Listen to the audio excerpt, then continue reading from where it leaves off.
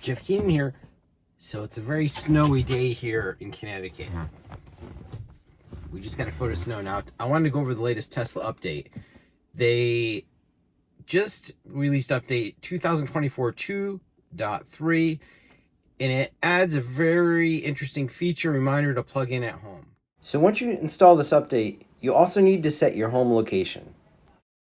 And when you arrive home, if your vehicle charge level is less than 50% of what you have set, it'll send you a notification through the Tesla app. So in my situation, I have the charge level set to 80%. If I arrive home and it's below 40 and I walk away, it'll send me a notification. This will save you from coming out in the morning and having less range than you expected.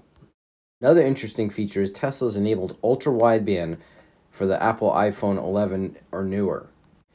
Ultra-Wideband is a highly accurate location protocol as used in AirTags. So basically the vehicle will know if you're inside or approaching the vehicle much more accurately. And it could know to lock the vehicle much more quickly as you depart. But this feature is only available on the new Tesla Model 3 Highland, the Model X, and the Cybertruck at this point. There you go. Remember to like and subscribe for more videos about Tesla, Rivian, Wi-Fi, and tech products.